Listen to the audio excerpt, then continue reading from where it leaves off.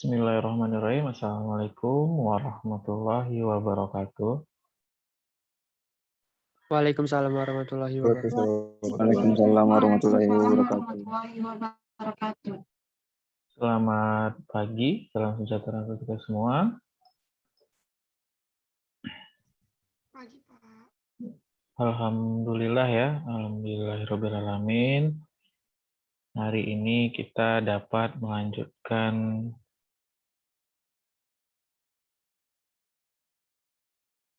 perkuliahannya terkait metode seleksi pada tanaman menyerbuk silang. Seperti biasa, sebelum kita mulai perkuliahan, kita berdoa bersama terlebih dahulu. Silakan siapa yang bertugas pada hari ini.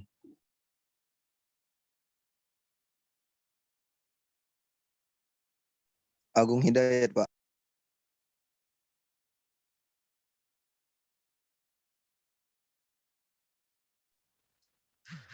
Assalamualaikum warahmatullahi wabarakatuh.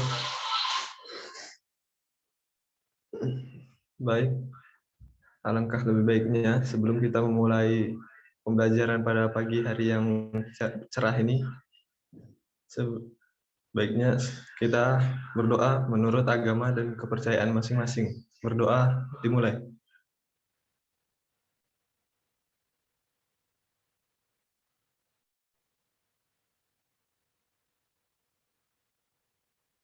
Selesai.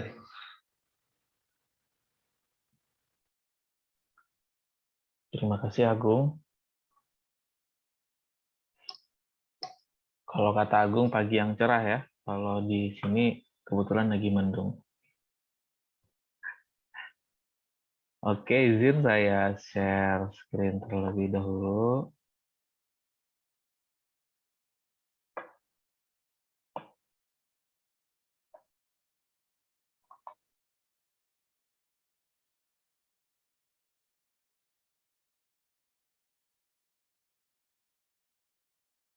Kemarin sudah sampai seleksi berulang fenotip.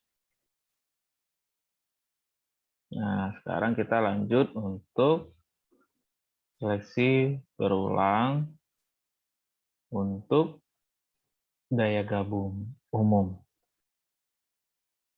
Waktu di awal-awal pertemuan, metode minggu lalu lah ya, berarti DGU dan DGK kan sudah sempat kita bahas perbedaannya. Siapa yang mau coba mention lagi atau ulang lagi terkait apa itu DGU, daya gabung umum, dan daya gabung khusus. Bedanya apa? Sebelum saya lanjut nih terkait metode seleksinya, bantu saya terlebih dulu untuk membedakan apa itu daya gabung umum, apa itu daya gabung khusus. Siapa yang bisa bantu saya?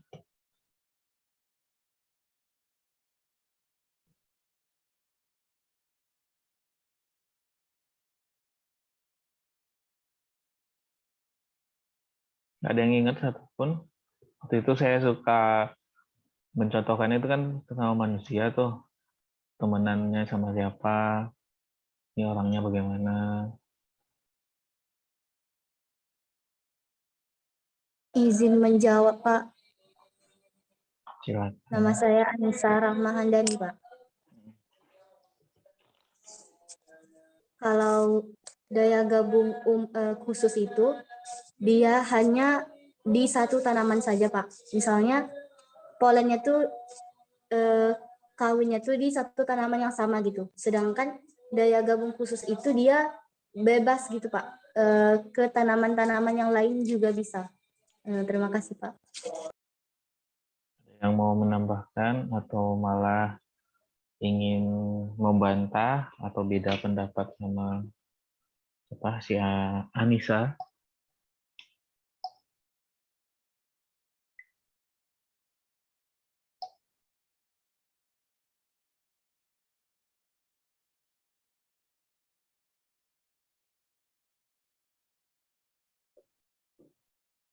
Silakan.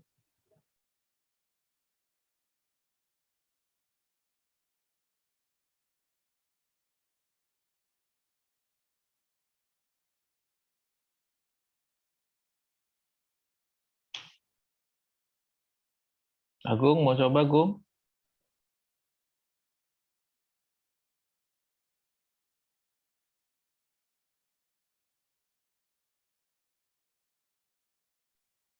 Agung yang mana, Pak? Oh ya, ada 2 Agung nih. Agung Wibowo.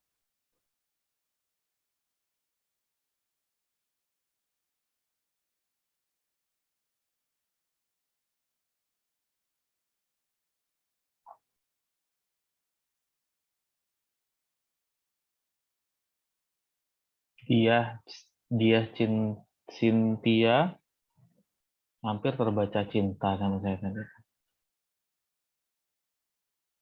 Dia, Iya, Pak. ya apa bedanya DGU sama DGK?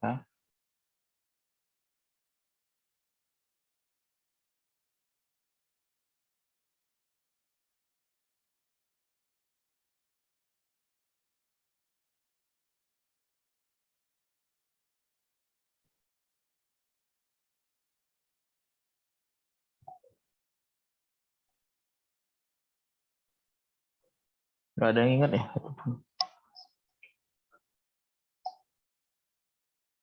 Kan bisa diambil dari kata terakhirnya. Kalau umum, yang satu khusus.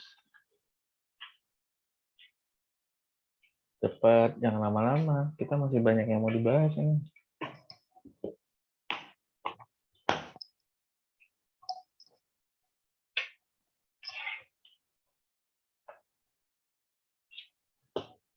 Izin mencoba, Pak.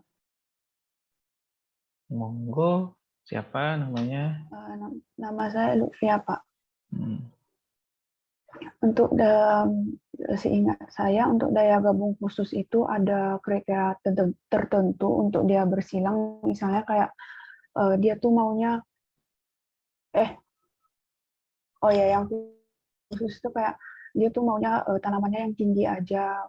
Jadi dia cuma melakukan persilangannya itu untuk ke tanaman yang tinggi aja. Kalau yang umum nih lebih ke nggak melihat ke nggak melihat ke kayak tingginya, tapi secara genotip gitu, Pak.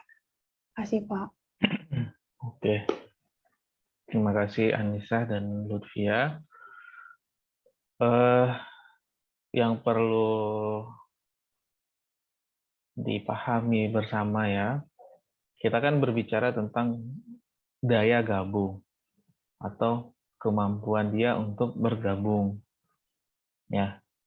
Jadi kalau kita berbicara tentang daya gabung umum, karena dia ada kalimat umum, makanya pengertian dari DGU itu dia sama-sama siapa saja bergabungnya, ya. Ketika dia, kalau kalimatnya sama siapa saja dia digabungkan, artinya dia mau disilangkan sama genotip manapun, dia akan menampilkan atau turunannya bagus. Jadi mau digabung ke siapapun, performanya dia bagus terus gitu, anakannya atau keturunannya. Tapi kalau dia hanya memiliki kemampuan daya gabung khusus atau daya gabung khususnya yang bagus, itu artinya ketika dia disilangkan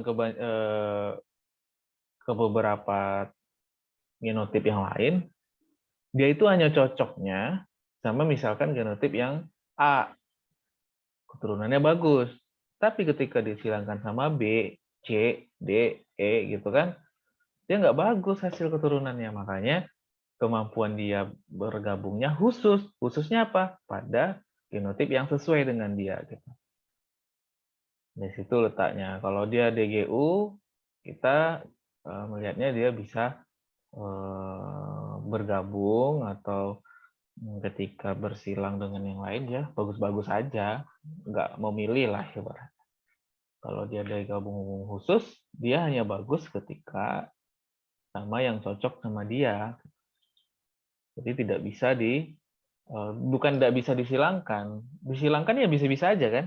tapi nanti keturunannya tidak sebagus dengan yang sesuai sama yang dia cocoknya gitu.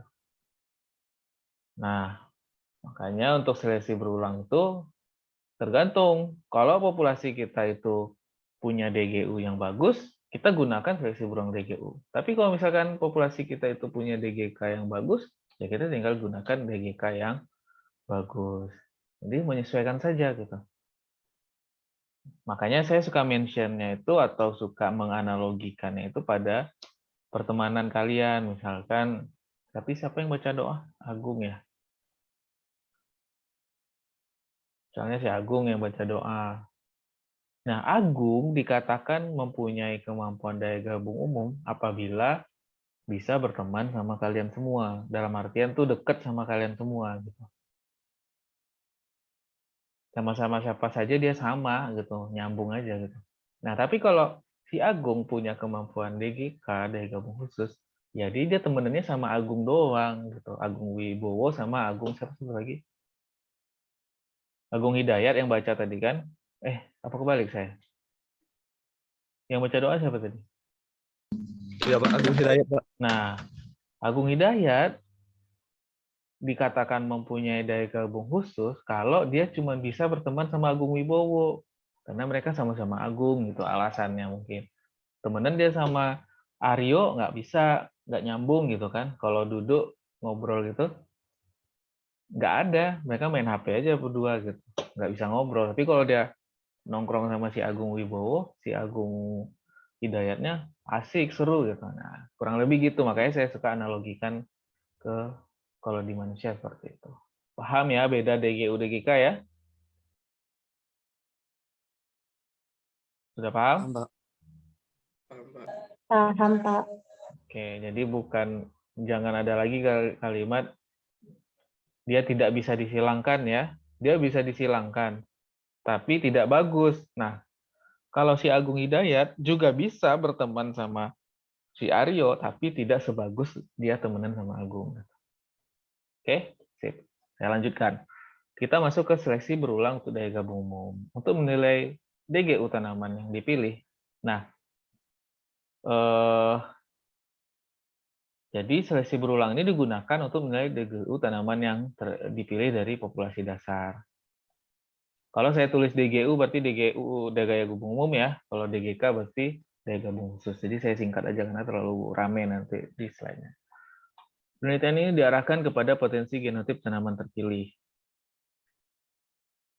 Jadi bukan fenotip. Udah, saya nggak ini lagi ya. Saya nggak ulang lagi apa genotip, apa fenotip ya. Kalian harus sudah paham. Jadi kalau yang sebelum-sebelumnya kita berdasarkan fenotip, ya sekarang kita menilainya sudah ke potensi genotip tanaman terpilih, di mana tujuan seleksinya dapat meningkatkan program seleksi untuk sifat yang heritabilitasnya rendah. Makanya yang sebelum-sebelumnya kalau cuma lihat fenotip, syaratnya heritabilitasnya tinggi. Nah, apabila kita punya populasi dasar yang heritabilitasnya rendah, nah kita bisa menggunakan seleksi berulang untuk daya gabung umum. Di mana prosedur dasarnya sama dengan seleksi berulang biasa, namun dengan adanya uji keturunan, pekerjaan seleksi lebih rumit dan membutuhkan fasilitas dan waktu yang lebih banyak. Program ini dapat diarahkan untuk menciptakan varietas sintetis bagi tanaman menyerbu silang atau sebagai perbaikan populasi yang akan dijadikan bahan pemuliaan untuk penciptaan atau merakit varietas hibrida.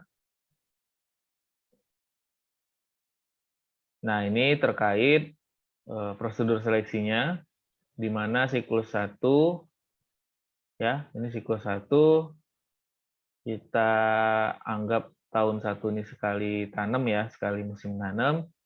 Jadi di siklus 1 itu kita butuh 3 tahun atau 3 kali musim tanam. Di tahun pertama itu kita tanam populasi awal, populasi dasar ya, yang kita bentuk, yang dengan 5 sistem penyerbukan itu. Ingat ya, 5 sistem penyerbukan. nanti kita gunakan satu, misalkan ya kawin acak, nanti dapat populasi dasarnya, kita tanam, lalu kita shelving pada beberapa tanaman. Hasil shelving tadi kita panen bijinya secara terpisah, atau benihnya dipanen terpisah, mirip seperti irturo ya. Kalau di tanaman menyerbu sendiri kan mirip seperti pedigree ataupun single seed design. Jadi memang panen per tanaman dan dipisah. Di tahun kedua, tanam sebagian. Nah, ini kata keywordnya nih, kata kuncinya, keywordnya. Tanam sebagian biji hasil shelving bersama tester. Jadi ini satu plastik nih. Tadi kan, misalkan isinya 100, 50-nya ditanam dulu bersama tester. Lalu tester ini apa? Tester ini merupakan varietas, kalau misalnya jagung, berarti jagung yang varietas bersari bebas lain. Artinya bukan varietas yang sama gitu. Jadi kita beli varietas bersari bebas atau punya koleksi kita, ataupun mungkin kita beli di toko pertanian atau toko benih, tanam dia dengan setengah dari atau sebagian dari biji yang kita panen tadi. Lalu biarkan dia terjadi saling silang atau saling menyerbuki atau saling bersari bebas. Lalu kita lakukan evaluasi hasil tanaman yang diuji dan yang baik akan dipilih. Udah dapatlah kan?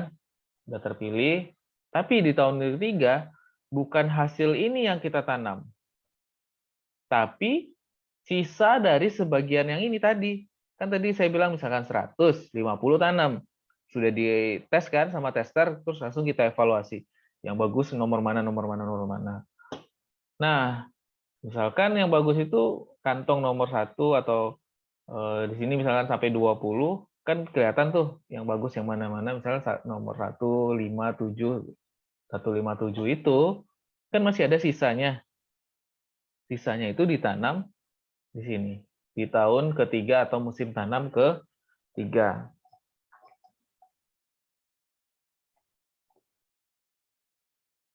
Dan dibiarkan bersari bebas. Kalau ditanam, ya udah biarin aja saling bebas. Setelah itu dipanen bijinya. Tetap dipisah ya. Dipanen bijinya untuk keperluan siklus berikutnya. Nah, itu baru satu siklus. Ingat, ditanam populasi awal, lalu di shelving. Shelving itu terpisah. Nah, hasil shelving tadi terpanen terpisah, sebagian yang perbungkus tadi itu ditanam dulu bersama tester. Lalu kita evaluasi. Dapat yang bagus yang mana-mana aja kan? Yang bagus-bagus tadi itu dicatat yang mana saja, balik lagi ke biji yang tersisa tadi, baru panen ke sini. Panen ke sini. Tanam ke sini maksudnya, tahun ketiga. Nah, sisa yang ditanam tadi itu dibiarkan saling silang, lalu dipanen terpisah untuk siklus selanjutnya. Ada pertanyaan nggak? Masih bingung, Mbak, penjelasan ini, prosedurnya? Izin bertanya, Pak. Ya. Tadi itu kan dia Siapa namanya? tanamnya itu Anissa, Pak. Ya, silakan. Pertanyaan itu, tadi kan di tahun kedua tuh dia ditanam sebagian dulu. Nah, terus di tahun ketiga baru ditanya lagi. Nah, itu tuh apakah ada tujuan tertentu gitu, Pak, dilakukannya seperti itu prosedurnya, Pak? Terima kasih, Pak. Yang lain ada yang bisa menjawab pertanyaan Anissa Rahmahandani? Kenapa dilakukan terpisah dulu, dicoba dulu, baru ditanam lagi, sisanya di tahun ketiga?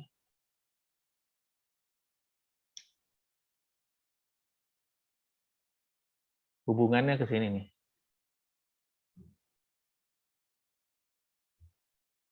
Di kursor saya.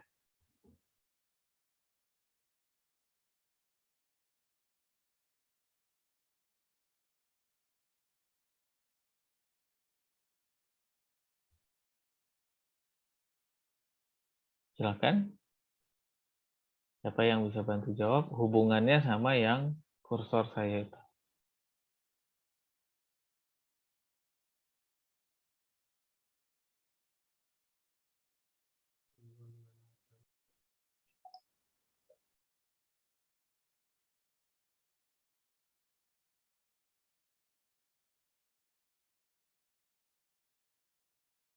Silakan. Nggak ada satupun? Apa sih tujuannya?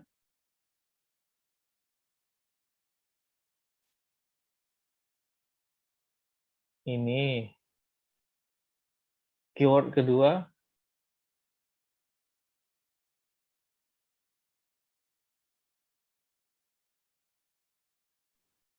Nih.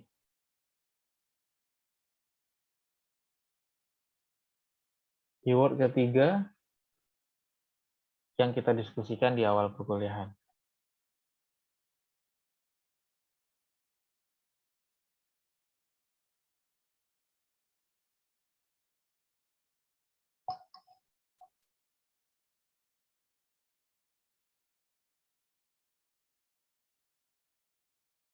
Nyerah? Jadi Monisa mau jawab?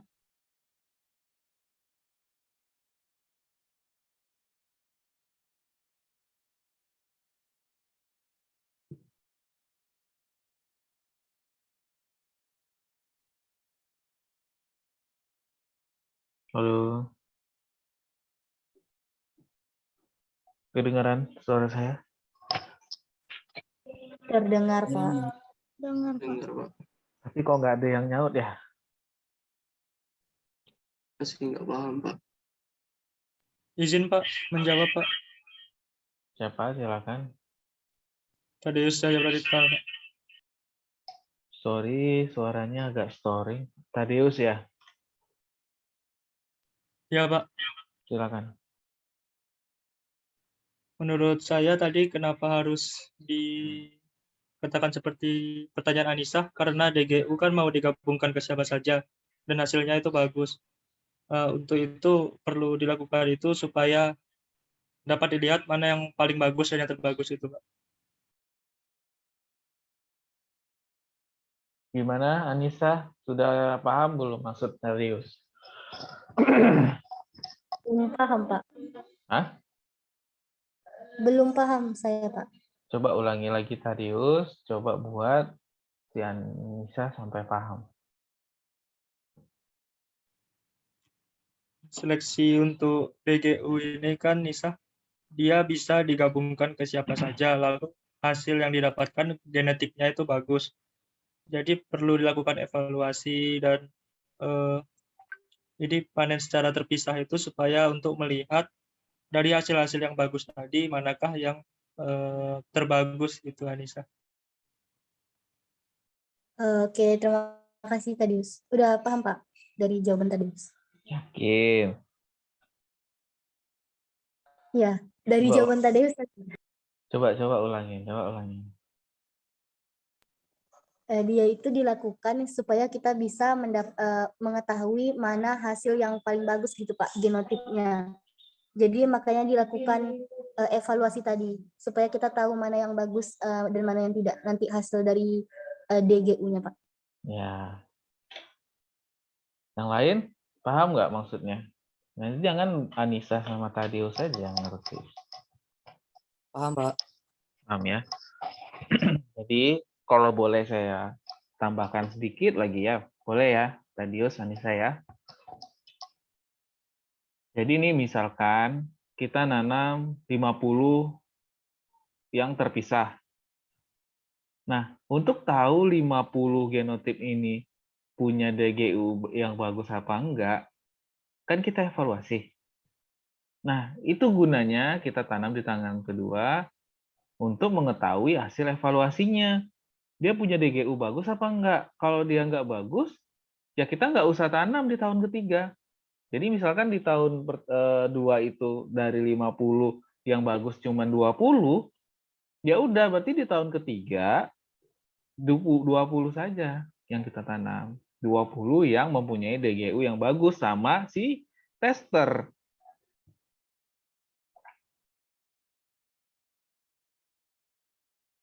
Itu dia evaluasi yang dimaksud. Jadi semua yang di sini dipanen itu dicobakan ke tester, kita evaluasi kalau DGU-nya bagus, punya daya gabungnya bagus, itu yang kita lanjutkan. Tapi kita harus sebagian kan yang kita tanam. Coba nih misalkan di tahun kedua kita tanam semua benihnya. Tahun ketiga kan nggak ada sisanya kan.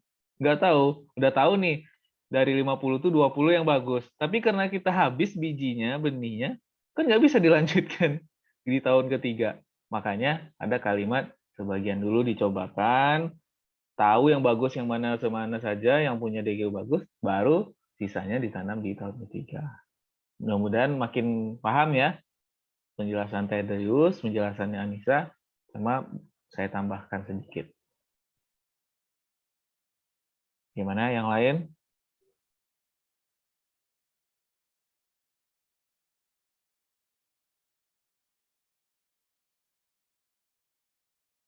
Paham? Paham, Pak. Oke. Kita masuk, itu kan baru satu siklus. Kita masuk siklus kedua. Siklus kedua itu, kan tadi sudah dapat yang bagus-bagus DGU-nya, ya kan? Dibiarkan saling sari bebas, tapi dipanen lagi kan? Nah, hasil panen itu ditanam. Ya. Ditanam hasilnya itu. Tapi posisi dia itu sebagai populasi awal. Dia dianggap sebagai populasi awal. Lalu di shelving, beberapa tanaman panen biji shelvingnya secara terpisah. Sama, di tahun kedua, biar tahu nih yang masing-masing ini bagus apa enggak, ditanam sebagian dulu bersama tester. Testernya masih sama yang tahun sebelumnya. Lalu biarkan saling silang, lalu lakukan evaluasi, diuji yang terbaik yang akan dipilih. Di tahun ketiganya, tanam sisa biji tanaman shelving terpilih tadi. Jadi yang terpilih di sini, kan dapat tuh nomornya sekian, sekian, sekian, sekian. Diambil lagi dari yang sini. Tanam sisanya itu. Lalu panen untuk keperluan siklus berikutnya. Masuk ke siklus ketiga, lakukan lagi seperti itu. Sampai didapatkan yang bagus, yang maksimal. Siklusnya berapa kali? Tergantung. Ada yang sampai 4, ada yang sampai 5, ada yang sampai 6. Tergantung hasil seleksinya. Itu terkait seleksi untuk DGU. Ada yang mau didiskusikan? Kita akan masuk ke DGK. Ada yang mau didiskusikan? Sudah pas, Pak. Oke. Kita lanjut ke seleksi berulang untuk daya gabung khusus, di mana dia sama sebenarnya seperti DGU, ada siklus 1, siklus 2. Di siklus 1 nanti kita lakukan ini, shelving, segala macam. Mungkin dia nanti secara prosedurnya akan kita bahas di slide selanjutnya. Yang perlu kalian pahami, dia sebenarnya sama seperti DGU. Bedanya, kalau tadi pengujinya, kalau saya tulis penguji berarti tester ya, sama kan? Tester, penguji, kalau kalian beli makanan nih di toko-toko oleh-oleh kan biasanya ada tester tuh, ya enggak? Nah, itu kan untuk kita uji enak apa enggak. Jadi kalau saya tulis tester, saya tulis penguji, jangan ragu ya, sama itu dua hal yang sama. Kalau yang DGU, pengujinya apa? Ada yang ingat nggak?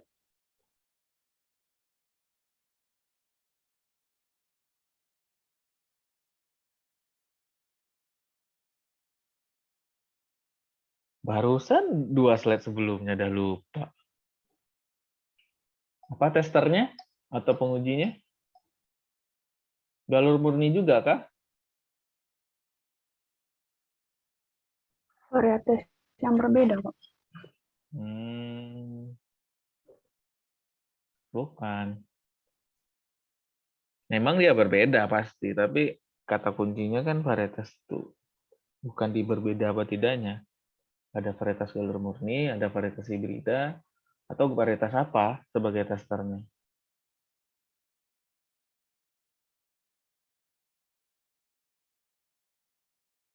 Kalau berbeda pasti berbeda kan, Lutfi ya? Ya mungkin yang sama di ini. Udah lupa ya, nggak nyatet ya. Nih.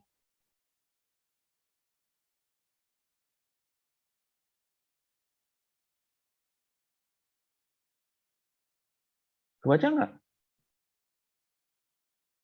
Di DGU, testernya atau pengujinya adalah varietas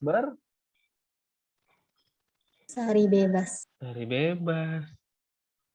Kalau di DGK, pengujinya atau testernya galur murni atau hasil persilangan 2 galur murni. Jadi kalau di tanaman menyerbuk silang atau jagung, kita selfing jagungnya sampai keturunan ke-7 atau ke-8 yang tingkat homozigositasnya sudah tinggi gitu. Itu yang sebagai tester.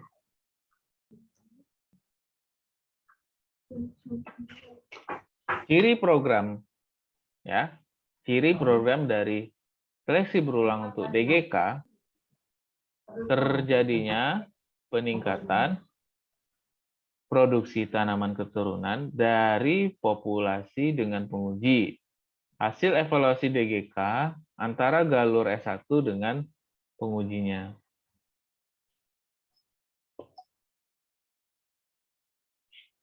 Tujuan seleksi meningkatkan tanaman keturunan melalui uji DGK atau memperoleh suatu populasi yang lebih baik sebagai bahan seleksi galur murni dengan DGK tinggi.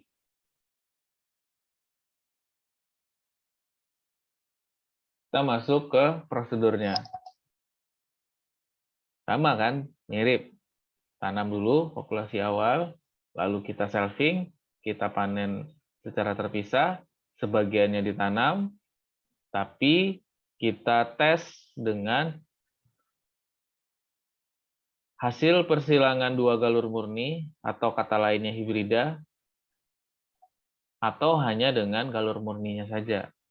Lalu biarkan saling silang, kita evaluasi.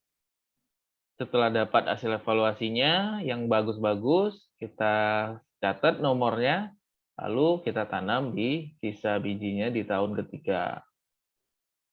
Lalu dibiarkan bersari bebas, lalu dipanen. Masuk ke tahun kedua, tanam, lalu kita selfing, hasil selfingnya kita panen secara terpisah. Di tahun kedua, kita tanam sebagiannya itu bersama tester. Lalu testernya masih sama ya, masih galur murni atau hibrida atau hasil persilangan 2 tetua galur murni. Lalu biarkan saling bebas, bersari bebas, dievaluasi yang bagus-bagus. Hasil evaluasi itu tanam dari sisa sebagian dari biji yang di tahun kedua. Lalu dibiarkan selfing, dibiarkan bersari bebas, lalu panen bijinya untuk keperluan siklus berikutnya sampai siklus keempat, kelima, atau keenam. Jadi bedanya cuma di sini.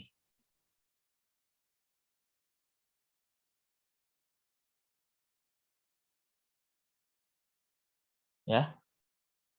Bedanya cuma di sini. Kalau DGU bersari bebas, kalau di DGK hibrida atau galur murni. Hibrida kata lainnya kan hasil persilangan dua tetua galur murni.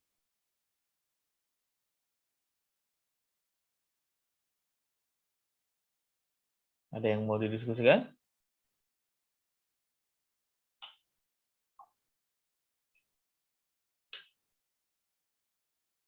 Belum ada, Pak.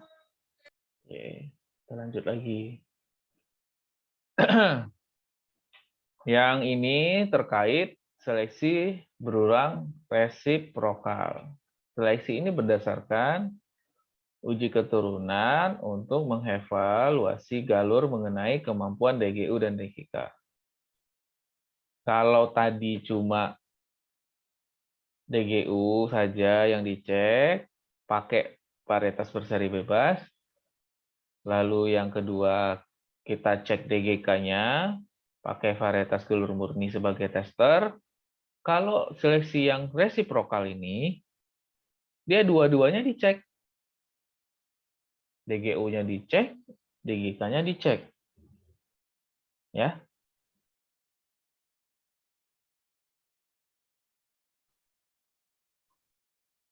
Seleksi berulang untuk DGU memanfaatkan adanya ragam aditif.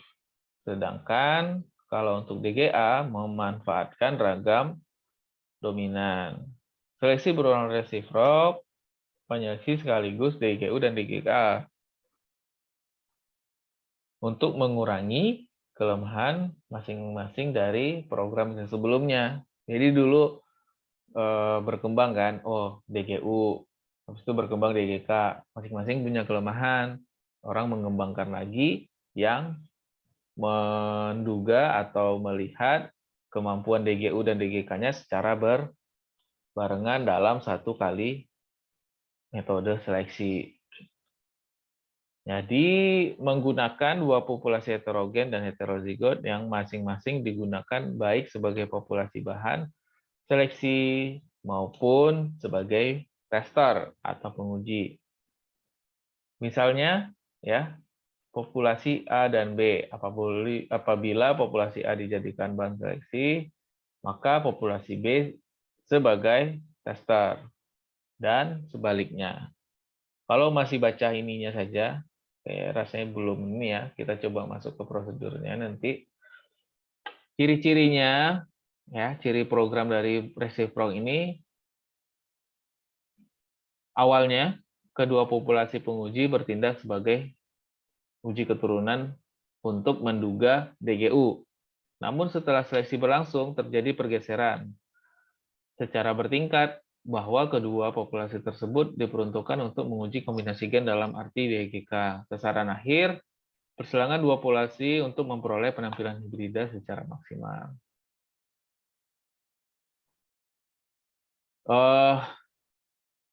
Itu terkait resiprokal. Ya. Itu terkait resiprokal. Kata kuncinya A dijadikan bahan seleksi, maka populasi sebagai tester. Di tahun selanjutnya, nanti dia bisa sebagai pengujinya, dibalik itulah istilahnya. Jadi memang mengikuti masing-masing dari pengaruh DGU dan DGK. Nah, kuliah kita selesai sampai sini. Ada yang mau didiskusikan?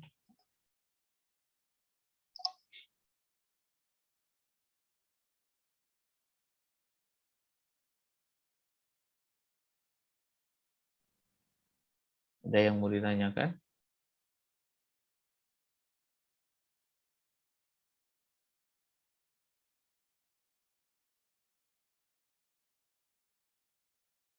Ada yang mau Belum ada. didiskusikan?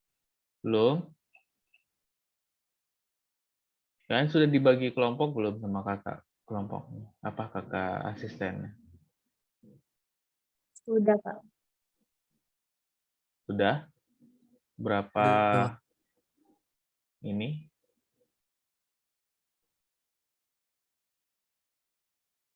Lima orang.